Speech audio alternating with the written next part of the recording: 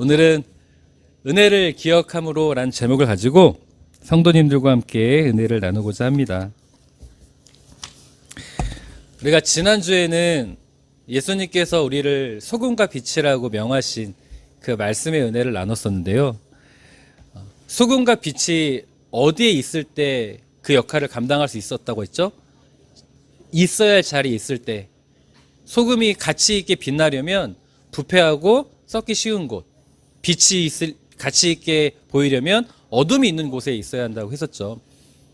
그래서 우리가 교회 안에서만 우리끼리 소금과 빛이다라고 할 것이 아니라 이 세상 속에 나가서 우리가 소금과 빛의 역할을 해야 되는데, 예수님께서 소금과 빛의 역할이 구체적으로 무엇이라고 했습니까? 마태복음 5장을 보면은 구체적으로 명시되어 있죠. 착한 행실입니다.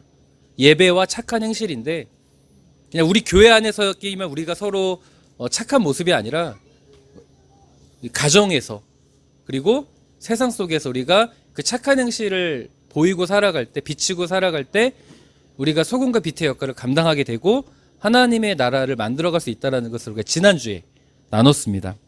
자, 질문해 보겠습니다. 제가 좁은 범위 안에서 우리가 먼저 가정에서 하나님의 나라를 만들어 가자고 했어요. 부모와 자녀 간에, 부부 간에, 형제 간에 우리 성도님들 소금과 빛의 역할을 잘 감당하셨습니까? 이렇게 아멘이 없다는 거, 이렇게 목소리가 나오지 않는다는 건 하나님의 나라를 만들어가는 게 아니라 속 터지는 한 주간을 보내셨다는 증거인 것 같습니다. 여기서 아멘이 나오는군요. 네. 하나님은 결과를 보시기보다는 무엇을 보시는 분이죠? 과정. 우리가 어떤 것을 했을 때 그 결과에 우리는 스스로 만족하지만 하나님께서는 그 결과보다는 우리가 그 과정 속에서 실패를 하더라도 그 일을 감당하려고 하는 그 자세를 보신단 말이죠. 근데 우리는 자꾸 어디를 봐요? 우리의 본성은 결과를 봐요. 그래서 우리 남자들이 좋아하는 축구에서 그 과정, 전반, 후반, 우리 대한민국이 막 상대팀에게 어마어마하게 수세에 몰려도요, 만약에 볼 점유율도 막 20대 80으로 밀려도요, 우리가 1대0으로만 이기잖아요? 우리나라 대한민국의 남자들은요 열광해요. 왜요? 결과를 얻었으니까. 이게 우리 사람의 모습이에요. 근데 하나님은 그 결과보다 어디에 더 집중하신다는 거예요? 과정. 그런데 우리는 그 결과에 집중하다 보니까 중간에 실패했잖아요. 결과를 못 얻었잖아요. 지난주 말씀처럼 사랑해야지, 착한 행실을 해야지 했지만 내가 원하는 결과를 얻지 못한 순간 과정이 다 사라져버려요. 결과를 보지 못하니까. 그게 우리의 본성이에요. 그래서 저는 오늘 성도님들과 이 말씀을 나누려고 합니다. 하나님은 우리를 통해서 무엇을 만들어가길 원하십니까? 하나님의 나라를 만들어가길 원하세요. 성도님들이 생각하는 하나님의 나라의 이미지는 어때요? 행복하고 편안한 곳이잖아요. 저는 우리 사랑하는 성도님들의 가정이 하나님의 나라가 되길 원하는데, 그러려면 우리가 소금과 빛이 구체적으로 그 착한 행실을 하며 살아가야 된단 말이에요. 근데 지난주 그 말씀을 나눴음에도 불구하고 쉽지 않지 않습니까? 쉽지 않아요. 그래서 오늘 이 말씀, 베드로와 예수님이 만나서 베드로가 예수님께 질문한 이 내용을 가지고 우리가 다시 한 번 더 어떻게 해야 착한 행실을 하며 살아갈 수 있을지에 대한 그 은혜를, 고민을 함께 나누길 원합니다. 자, 오늘 본문의 말씀을 보면요, 베드로는 질문합니다. 말씀 볼까요? 마태복음 18장 21절 함께 읽겠습니다. 시작.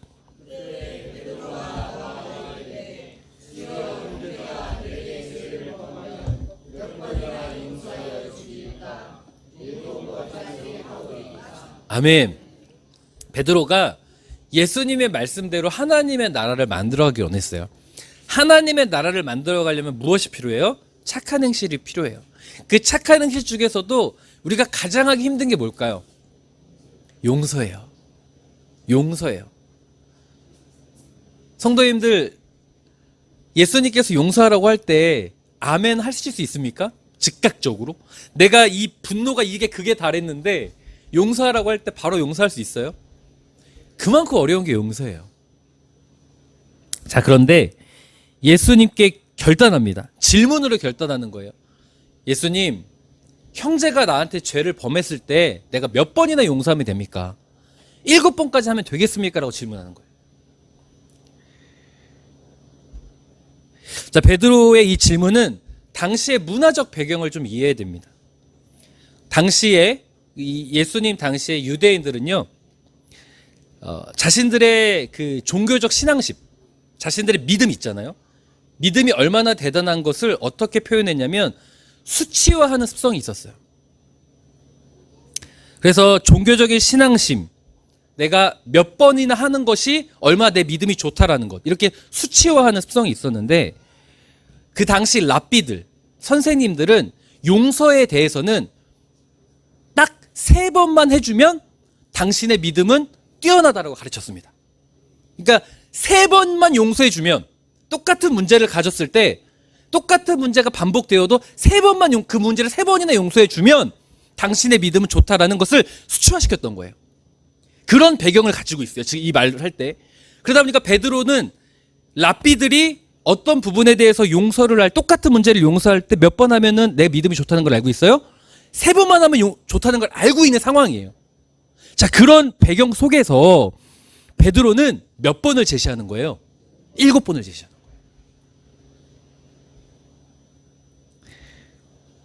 주님, 저는 아무리 나에게 안 좋은 행동을 반복적으로 한다 할지라도 3번이 아니라 7번을 용서하겠습니다. 7번을 용서하면 되겠습니까? 라고 예수님께 말하는 거예요. 자, 이 베드로의 질문이자 이 고백은요, 어마어마한 결단이고 어마어마한 믿음의 고백이 되는 거예요. 그 당시 랍비들은 몇 번만 하면 그 사람이 대단한 믿음이라고 인정했어요? 3번. 근데 7번이나 하면 되겠습니까? 라고 했을 때는 베드로는 정말 내가 누군가를 용서할 때 진짜 해보겠다, 착한 행실을 할 때 내가 정말 해보겠다라는 놀라운 결단이자 믿음의 고백을 하고 있는 거예요. 자, 그럼요, 성도님들, 예수님도 그 당시에 신앙을 수치화하는 걸 알고 있단 말이에요. 그렇죠? 베드로도 알고 있고 누구도 알고 있어요? 예수님도 알고 있어요. 그러면 예수님은 이 베드로의 이 말에 뭐라고 대답하시는 게 맞아요? 예수님께서 뭐라고 대답하십니까? 예수님께서 뭐라고 대답하세요? 22절에 7번씩 70번까지도 하라라고 말씀하시죠. 이 대답은요, 이 베드로의 의도와 전혀 다른 대답인 거예요. 베드로는 지금 내가 몇 번 하겠습니까? 라고 질문한 게 아니에요. 그 당시에는 종교적 신앙심을 수치화하는 습성이 있었기 때문에 주님, 내가 이 정도의 마음과 이 정도의 결단입니다 라고 예수님께 고백을 한 거예요. 그러면 예수님은 베드로의 그 질문 앞에 뭐라고 대답하셔야 되냐면, 아이고, 네 믿음이 훌륭하다, 대단하다, 실패해도 괜찮다, 나는 과정을 본다, 이렇게 격려해 주시는 게 맞아요. 아닌가요?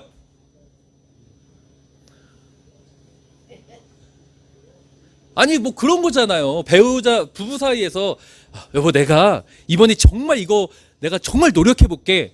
정말 제가 자주 하는 이야기여서 구체적으로 못 하겠어요.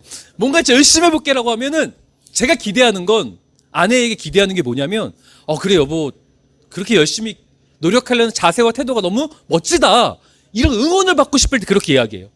그런데 그때 아내가, 예수님은 뭐라고 얘기하는 거냐면, 그거 해갖고 되겠냐? 더 해라고 하는 거예요. 내가 열심히 결단을 했는데 격려와 축복이 아니라 그거 해갖고 되겠냐? 더 해라고 하는 거예요. 그럼 베드로가 느낄 감정은 뭘까요? 그렇죠. 지금 이 상황이 그려지세요? 내가 7번까지 하면 되겠으니까 예수님과 질문하는 그 수준이 아니라, 나 정말 이렇게 열심히 용서하며 살겠다고 결단한 건데 예수님은 더 해라 라고 하는 거예요. 와, 베드로가 무엇을 느낄까요? 베드로의 의도와는 전혀 다른 대답을 하시는 거예요. 베드로는 격려받고 싶었어요. 실패해도 괜찮다고 격려받고 싶었다고요. 자, 그럼 질문해 볼게요. 예수님은 왜 이렇게 대답하셨을까요? 7번씩 70번까지도 해라. 성도님들, 이 대답을 문자적으로 받아들이면 어떻게 될까요? 7번을 70번까지 하라고 하는 게 몇 번일까요?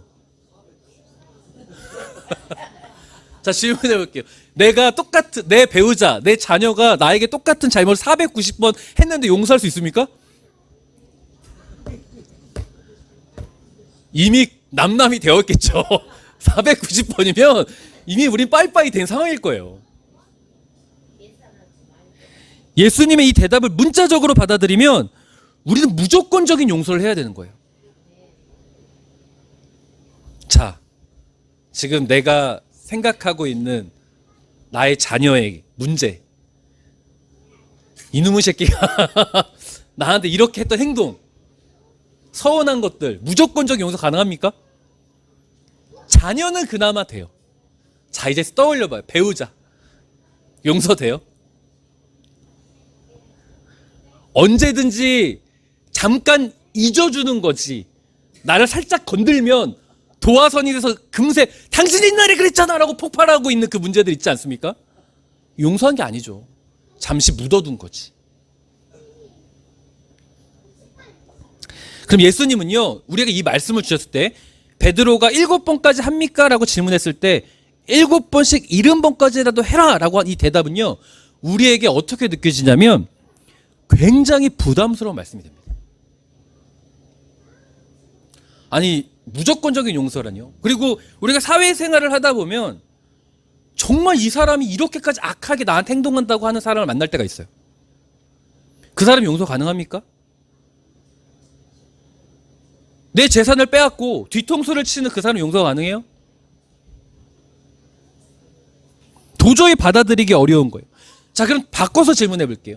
예수님은 우리의 마음을 모르실까요? 그러면 강압적으로 그럼에도 불구하고 무조건 용서해라 이렇게 말씀하시는 하나님이십니까? 예수님의 말씀 22절의 말씀, 21절에 베드로가 우리가 돼서 질문했을 때, 주님 내가 정말 열심히 살아보겠습니다 결단했을 때 그거보다 더해라라고 하는 22절의 말씀을 문자적으로 받아들이면 우리는 믿음이 흔들립니다. 신앙에 반감이 생겨요. 정말 무조건적인 주님밖에 없습니다 하시는 분이 아멘 할 수 있지만 대다수는 그렇지 않아요. 반감이 생겨요. 내 삶과 괴리감이 있기 때문에. 그럼 바꿔 생각해서 예수님은 우리의 마음을 아신단 말이에요.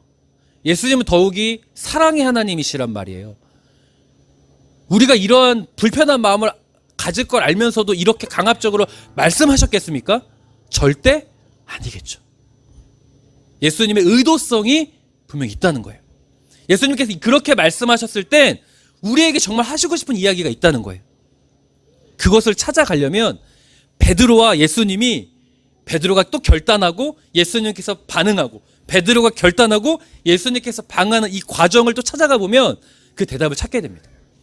여기서뿐만이 아니라 예수님과 베드로의 특별한 대화, 이 비슷한 맥락의 대화가 마태복음 16장에도 나옵니다. 함께 읽겠습니다. 시작.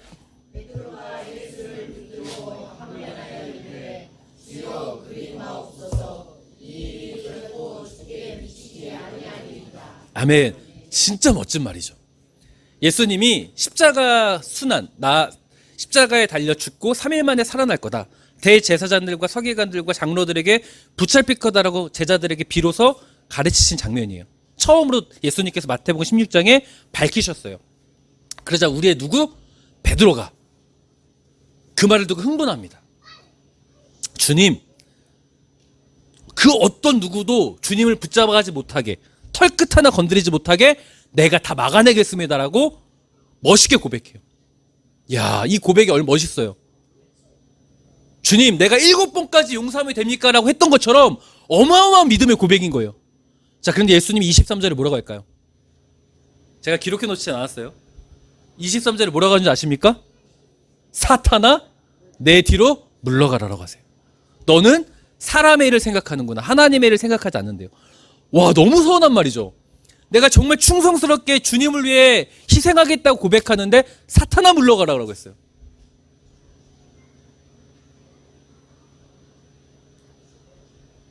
교회에서요, 신앙생활 하다 보면 마치 그런 겁니다.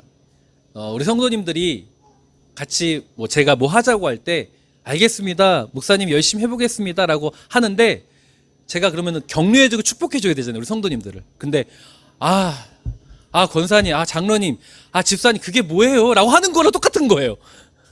열심히 한다고 했는데 내 맘대로 되지 않을 때도 있잖아요. 그죠? 근데 거기다가 제가 격려해주는 게 아니라 아쉽습니다라고 할 때 성도님들 무슨 생각 들어요? 이번이 마지막이다. 다시는 내가 하나 봐라. 이런 생각 들어요. 안 드나요?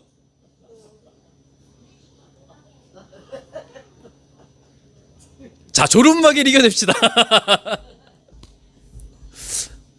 예수님 그렇게 말씀하시는 거예요. 사탄아 물러가라. 얼마나 상처가 됩니까? 자, 뿐만 아니에요. 여기서뿐만 아니라 또 베드로가 기가 막히게 믿음의 고백을 한 경우가 있어요.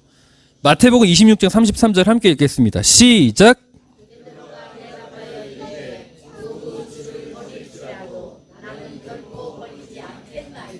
아멘. 예수님께서 이제 대제사장들과 서기관들과 장로들이 붙잡히기 전 그날 밤이 되기 전에 제자들에게 말씀하세요. 나 오늘 잡혀간다. 그랬더니 베드로가 뭐라고 합니까? 절대 나는 예수님을 모두가 떠나도 난 주님을 버리지 않겠습니다. 떠나지 않겠습니다라고 말을 해요. 너무 충성스럽죠. 진짜 이런 사람 내 옆에만 있으면 너무 행복할 것 같아요. 정말 멋있는 고백이죠. 근데 예수님께서 34절을 보면 뭐라고 하는 줄 아세요? 칭찬하지 않아요. 마태복음 26장 34절에 예수께서 이르시되 내가 진실로 내게 이르노니 오늘 밤 닭이 울기 전에 네가 나를 3번 부인한다라고 말씀하세요. 이게 지금 마태복음 18장 우리가 오늘 읽은 본문의 말씀도 그렇지만 베드로와 예수님의 이 대화의 맥락을 보면 너무나 충성스럽게 믿음의 결단을 하고 있단 말이에요. 근데 그때마다 예수님은 베드로를 좌절시키는 말들을 하시는 거예요. 계속적으로 그의 충성스러운 고백이 좌절시키는 말들만 하세요. 똑같은 맥락이라는 거죠. 대체 왜겠습니까? 7번까지 용서하면 되겠습니까? 수치화하는 나의 종교적 신앙심, 내가 주님을 위해 살겠습니다 고백하는 그 고백, 격려하고 축복해야 되는데 더해라라고 말하는 것처럼 좌절시키는 말들을 하신단 말이에요. 왜냐는 거예요. 그 대답은요, 마태복음 26장 74절에 나와 있습니다. 자, 함께 읽겠습니다. 시작.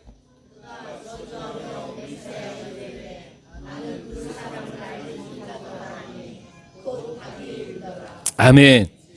예수님이 베드로의 그 충성스러운 고백을 할 때, 나는 주님을 버리지 않겠습니다라고 고백을 할 때, 네가 나를 3번 부인한다. 닭이 울기 전에 3번 부인한다고 하잖아요. 이 74절이 마지막 3번째 부인하는 장면이에요. 예수님이 대제사장 집에 끌려가서 신문받고 고난을 겪으실 때 베드로는 예수님 뒤를 쫓아갔었습니다. 자기가 뭐라고 다짐했었어요. 누가 예수님의 털끝 하나라도 건들면 가만두지 않겠다고 했어요. 그럼 어떻게 해야 돼요? 그렇게 해야 될 거 아니에요. 그렇게 해야 될 거 아니에요. 근데 뒤에 숨었어요. 근데 어떤 한 여종이 이 사람 예수님의 제자입니다라고 딱 말해요. 그러니까 뭐라고 해요? 나 모르는 사람이다. 나 저 사람 모른다라고 해요. 자기는 뭐라고 했어요? 결코 주를 부인하지 않겠다고 했잖아요. 모른다는 걸 몇 번이나요? 3번이나 하는데 기가 막히게 마지막 3번째는 보세요. 예수님을 저주하고 나는 맹세한다. 난 저 사람 모른다까지.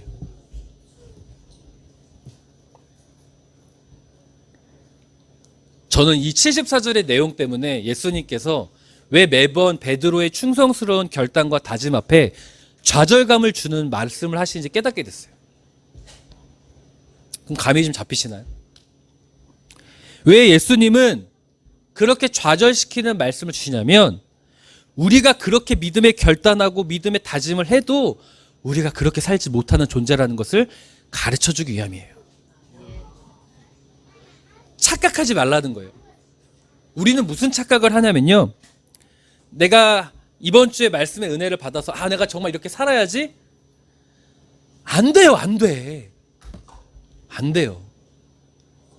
할 수 있어요. 내 노력으로 한두 번은 하지만 우리는 과정에 집중하는 자가 아니라 무엇에 집중하는 자라고요?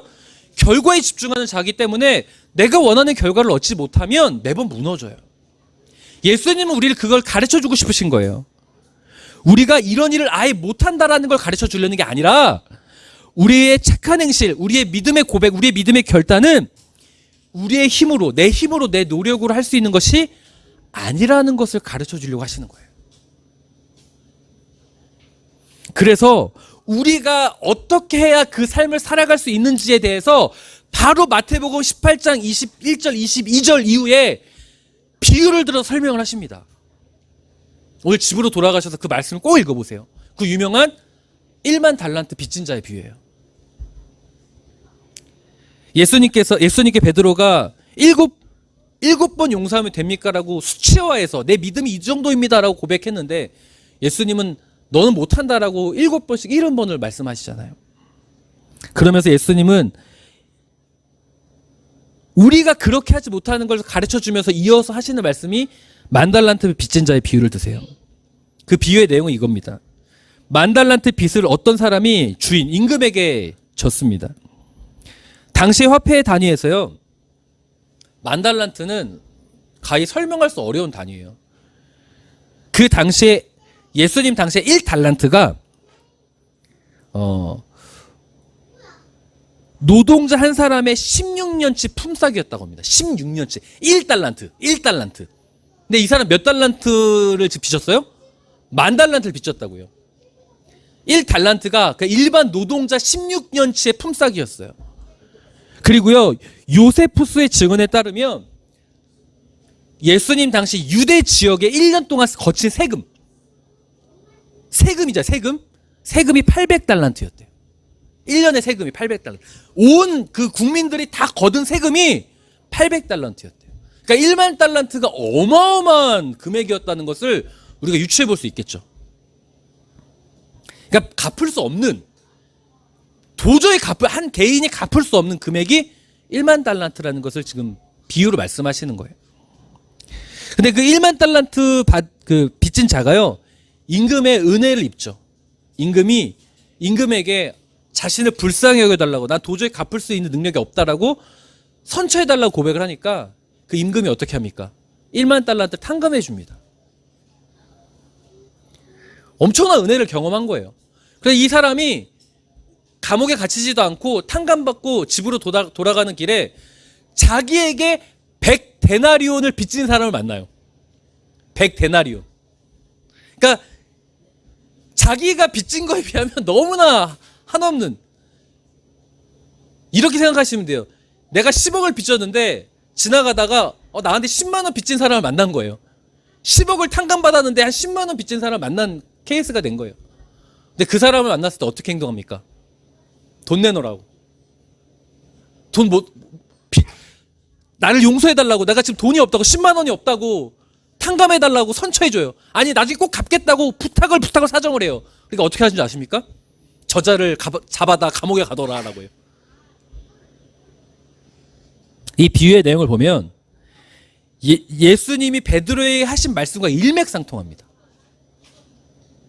자, 이 비유에서 빚진 자로 표기된 단어가요, 우리가 잘 알고 있는 단어예요.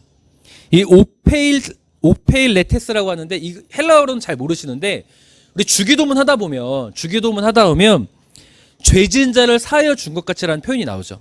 이 빚진 자가 죄 지은 자와 동의어입니다. 그러니까 예수님이 말씀하신 이 말씀은요, 곧 빚진 자는 죄 지은 자예요. 그럼 어떤 이미지가 떠오르나요? 우리가 하나님 앞에 죄를 지었잖아요. 근데 그 죄가 도저히 탕감받을 수 없는 죄예요. 그런데 하나님의 어마어마한 은혜, 자신의 아들을 죽이시면서까지 살리시는 그 은혜, 1만 달란트의 탕감과 똑같다라는 거예요. 그 은혜를 우리가 입었어요. 그럼 우리가 어떤 삶을 살아야 돼요? 예수의 은혜에 합당한 삶을 살아야 될 거 아니에요. 그런데 마치 길을 가다가 나한테 100데나리온 빚진 자를 봤을 때 함부로 대하는 것처럼 그 은혜를 경험했음에도 불구하고 그냥 멋대로 산다는 거예요. 그게 우리의 모습이라는 것을 그 비유를 통해서 말씀하시는 겁니다. 자, 이 소식을 누가 들었냐? 임금이 듣습니다. 이 소식을 들은 임금이 그 자를 붙잡아요. 그러면서 이렇게 말하죠.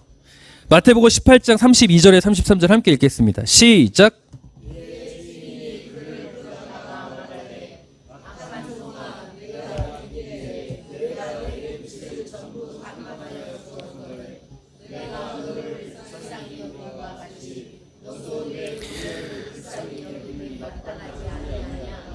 아멘. 이 말씀, 지금 1만 달란트의 비유를 들으셨는데 예수님께서 베드로에게 하시고자 하는 핵심의 말씀이 여기에 있습니다. 예수님께서 지금 하시고 싶은 이야기. 너가 그렇게 결단했지만 너의 인생은 100데나리온을 만난 자를 감옥에 가둔 모습과 똑같다는 거예요. 실제로 닭이 울기 전 도망갔고 부인했잖아요. 똑같다는 거예요. 그런데 그런 삶을 회복하려면, 그런 삶을 살지 않으려면 중요한 게 있는데 임금이 책망하는 내용에서 나오는 거예요. 주인이 그를 불러다가 악한 종아, 네가 빌기에 내가 네 빚을 전부 탕감하여 주었는데. 여기에 포인트가 있어요.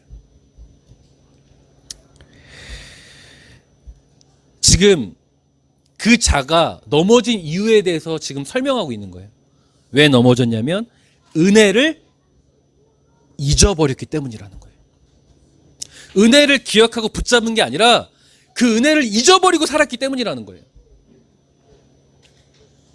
이 말을 바꿔서 설명하면요, 우리가 하나님에게 혹은 가정을 인간관계로 가도 그 나에게 있는 상대방에게 준 나에게 은혜를 기억하면 우리는 그 사람에 대해서 착한 행실을 할 수 있는 거예요.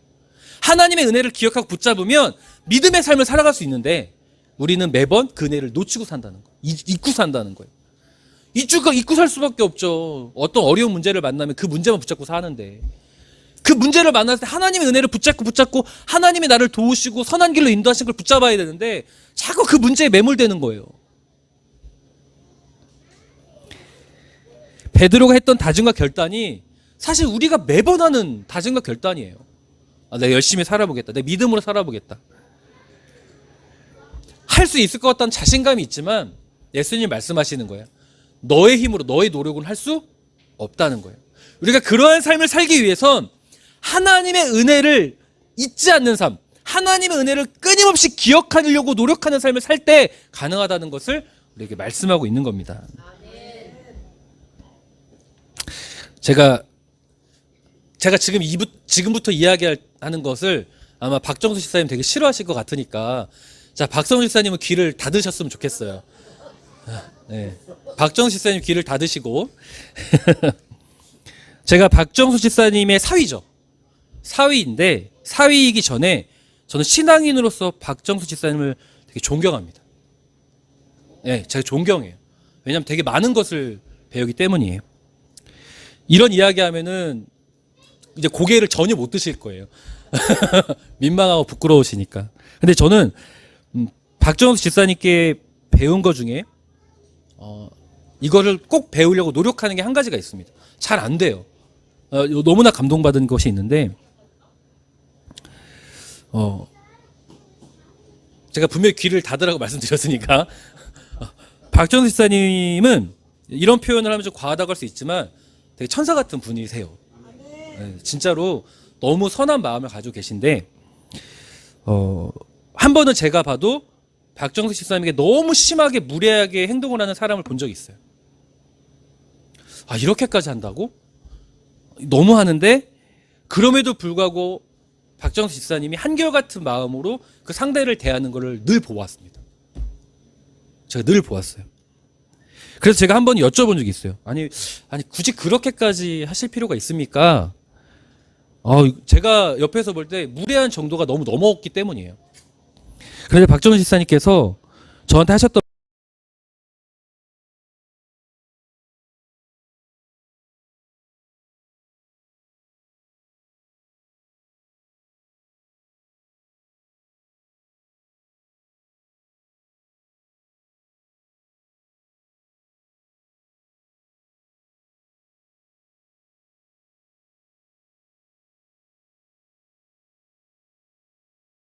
악한 행동을 할지라도 그 사람을 대할 때 똑같이 행동하지 않는다는 거예요. 오히려 고마웠던 기억을 붙잡았기 때문에 변함없는 한결같은 모습으로 난 그 사람을 대할 수 있다는 거예요.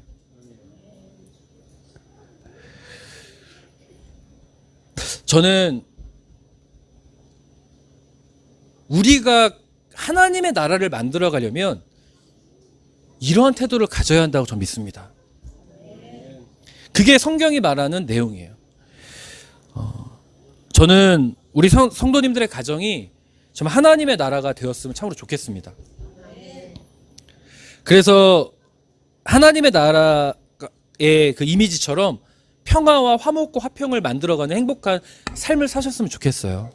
자, 그러기 위해서는요, 우리가 소금과 빛의 역할, 구체적으로 착한 행실을 하는 삶을 사셔야 되는데 결코 쉽지가 않습니다. 왜냐하면 우리는 다짐은 잘하는 베드로와 같아요. 다짐은 잘하고 결단은 잘하지만 결과를 보는 존재이기 때문에 매번 넘어집니다. 자, 근데 그런 상황에서 예수님은 그런 베드로를 향하여 1만 달란트의 비유를 말씀하셨다는 걸 기억하셨으면 좋겠어요. 1만 달란트의 비유를 통해서 네가 왜 넘어지는가? 네가 왜 그 100데나리온 그 사람을 괴롭히는가? 악한 행실을 하는가? 네가 탕감받았다는 은혜를 잊어버리고 살기 때문이라는 거예요. 바꾸 이야기해서 우리가 그 베드로의 결단의 고백을 살아가려면 은혜를 기억하는 삶을 살아가야 한다는 거예요. 그럼 첫 번째로는 우리가 무슨 은혜를 받았어요? 구원의 은혜를 받았죠. 하나님 앞에서 매번 신앙인으로서 왜 흔들려요? 왜 하나님 앞에 결단했고 다짐했는데 왜 맨날 하나님을 신뢰하지 못해요? 그 구원의 은혜를 잊어버리고 살기 때문이에요. 나 같은 죄인을 살려주신 그 십자가의 은혜를 기억하고 붙잡아야 되는 거예요. 그럼 흔들리지 않고 살아갈 수 있게 될 줄 믿습니다. 그러니까 첫 번째로는 우리가 반드시 어떤 은혜를 기억해야 되냐면 나 같은 죄인을 살려주신 하나님의 은혜를 기억해야 돼요. 동시에 우리 성도님들 삶에서 무엇을 기억하며 살아야 되겠습니까?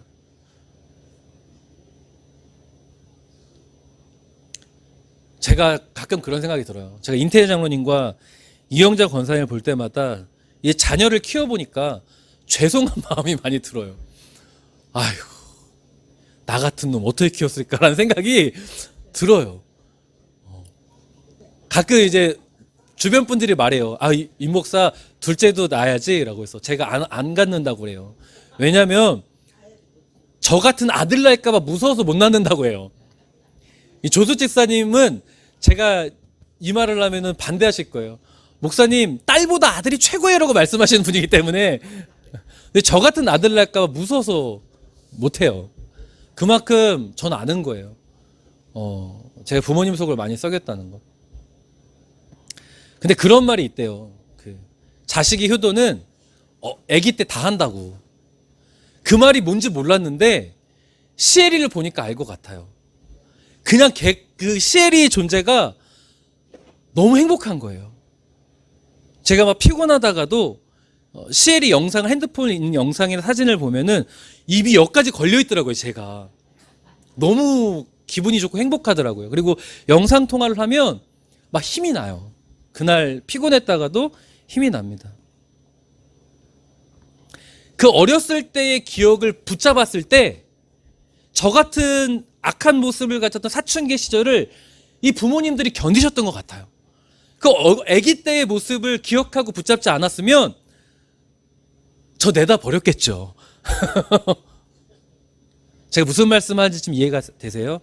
우리가 누군가를 대할 때 고마웠던 기억, 감동을 준 기억을 붙잡고 대했으면 좋겠습니다.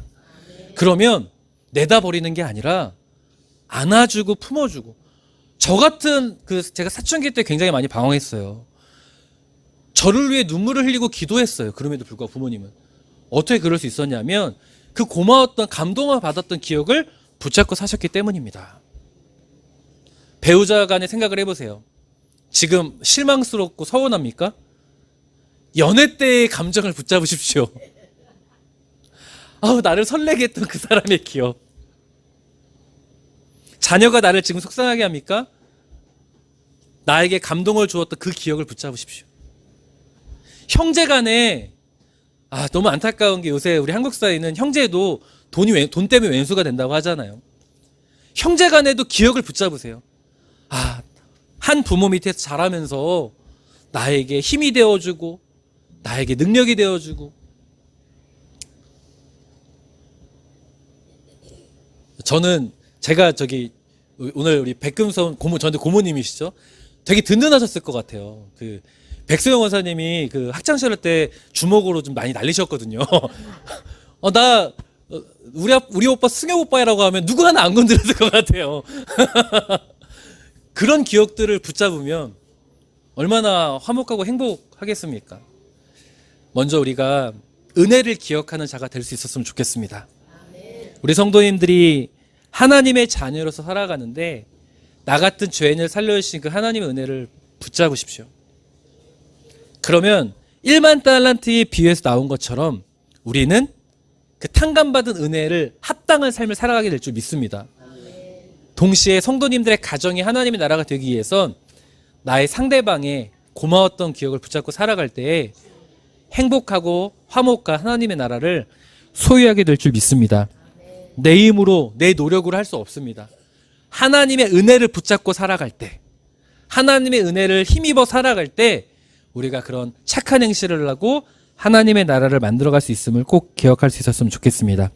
그래서 이 시간에 찬송하고 기도할 텐데요. 하나님, 나 같은 죄인을 살려주신 그 은혜 고맙습니다. 그 은혜를 내가 붙잡습니다. 찬양하고 기도하고, 동시에 지금 내 배우자, 내 자녀들, 내 형제들 고마웠던 기억을 생각하면서 그 사람을 위해서 내가 착한 행실을 하겠다고 결단하는 오늘의 예배 시간이 되셨으면 좋겠습니다. 찬양합니다.